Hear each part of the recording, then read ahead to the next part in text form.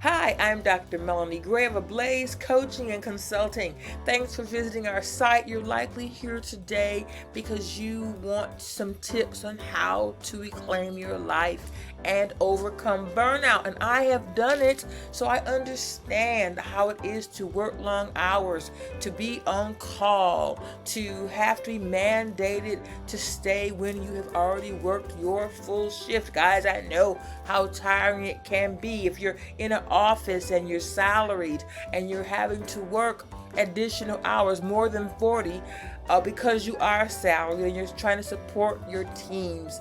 But look, it's a big deal, it's a problem, but you are not alone.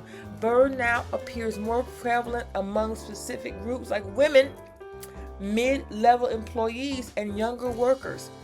54% of mid-level employees and 54% of workers under 40 report having high levels of stress and burnout, with it being really prevalent among women.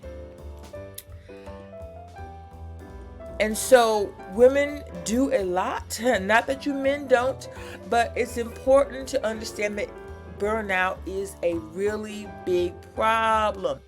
Often because you're overwhelmed by responsibilities in your job. Every company seems to want to do more with less.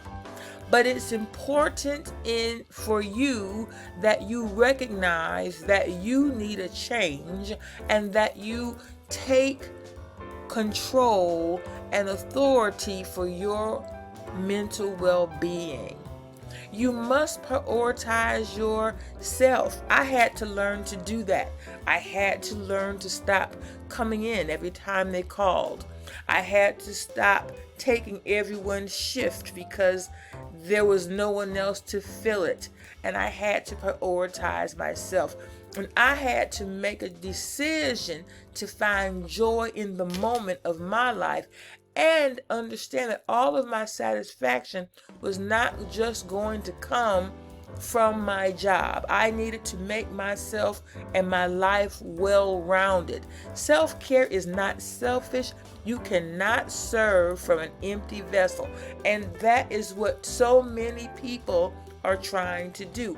I realized I had to step back, stop saying yes to everything, stop saying yes to every committee, stop saying yes to every family member, stop saying yes to every volunteer opportunity. Just stop. And really, I had to begin to let go of some things. I had to reprioritize some things in my life so that I could rest and think clearly, because fatigue is a demon. You cannot think clearly when you are too fatigued. So you must take care of yourself, and you don't have to apologize for it. You've got to identify, and obviously you have, because you're here, that you need a change in your life. You are here on this site because you recognize that something needs to be different. And one of the hardest things that I know I found hard to achieve was setting boundaries. Sometimes people come to you because I know they came to me because I was nice and they knew I'd say yes. And so I learned that when I would just say, no, I'm not sure, or let me think about it, people often found other ways to solve their problem or have their needs met, and it was not always up to me. And then I had to learn to practice mindfulness, to do some things that were in which I could just settle down and slow down and become self-aware and enhance my mindfulness. And I'll be honest with you, I also sought support through friends, and when I thought I needed to seek professional help, I did that. There is nothing wrong with getting help when you need it. And so I had to stop saying yes, as I shared, and I had to start doing some things for myself rather than working extra hours and doing extra committees and joining extra clubs and being in all these professional organizations. Now, it's not that they were bad, but everything has balance. I had to make an exchange. So I'm hoping that right now you're considering what you need to do to what you need to exchange in your life so that you can work less and find more time to relax. And sometimes, at least for me, I had to learn how to relax. I had to learn how to be still. It was a learned skill. Relaxation was a learned skill for me. And maybe it is for you too. But I want to tell you that it is absolutely worth it.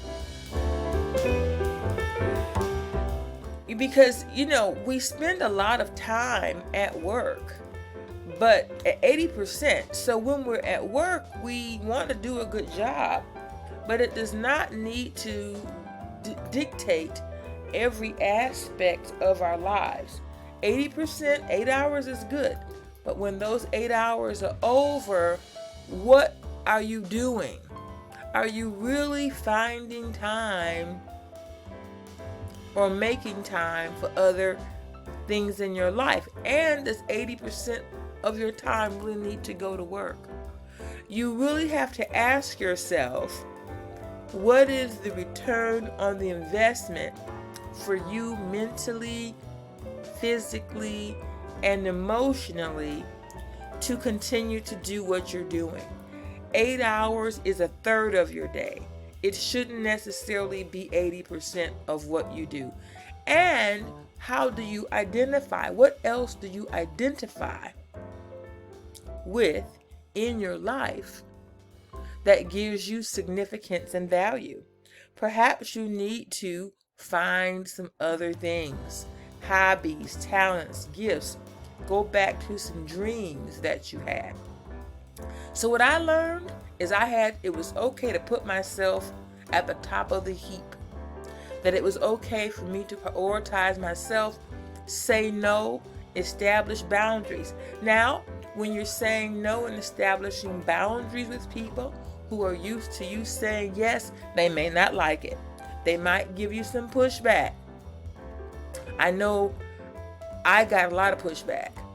I asked someone once, so why do you always ask me to fill in for you?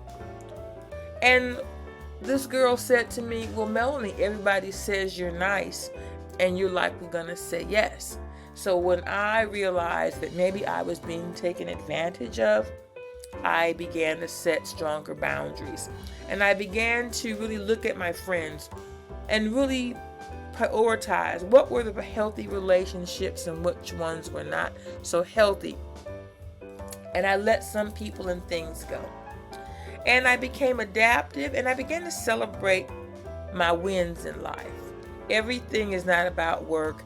I began to see myself more well-rounded. I even took a basket weaving class and I learned to paint. And some things I tried just for the fun of trying them, not because they were going to become lifelong hobbies, but I felt it was important to take the time to just expose myself to as much as possible so that I could find other ways to relax and become the well-rounded person that I've become today. And so what I do in my role as a coach is I help people set priorities, boundaries, and I help people dream again.